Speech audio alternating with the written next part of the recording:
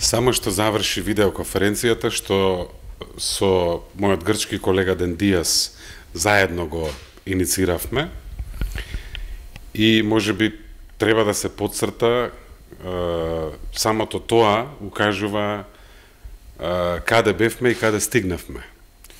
Ваква една заедничка иницијатива со соседна Грција беше незамислива до пред неколку години. Ова беше еден солунскиот формат. Ние во живо во февруари, на почетокот на пандемијата на некој начин, имавме средба во Солун на ниво на министри за надворешни работи, 6 држави од Западниот Балкан и дел од земјите членки на ЕУ, соседи на нашиот регион. Таму беше и Грција се разбира како домаќин, Бугарија, Романија, Хрватска, Словенија и Италија, која што сега не можеше да учествува. Разговаравме како ги олеснуваме мерките и како сите земји и како регион и како поширок регион го ставаме, ја ставаме пандемијата под контрола на некој начин. За тоа како олабавувањето на мерките треба да биде координирано, зборувавме за границите. Европската комисија, кој имавме комесарот Вархеи, но и други представници од Брисел, изрази спремност да го вклучи регионот во имплементацијата на пакетот што го представи на 13 мај во делот на транспорт и туризам. Се договоривме епидемиолозите и здравствените работници да бидат во многу тесна координација за изработка на заеднички здравствени протоколи.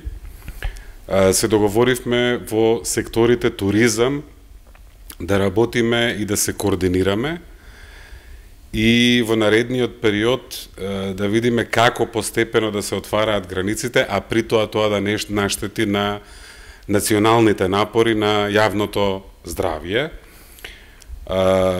Македонската јавност веројатно е најзаинтересирана за тоа кога тоа ќе се случи.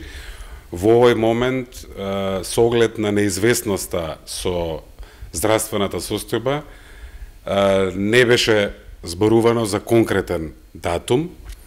Тоа што е јасно е дека Европската комисија препорача до 15 јуни Европската унија уште да ги држи своите граници затворени за несуштински патувања. Меѓутоа, денес експлицитно беше кажано дека со оглед на нашата географија, дека нашиот регион е географски во Европската унија,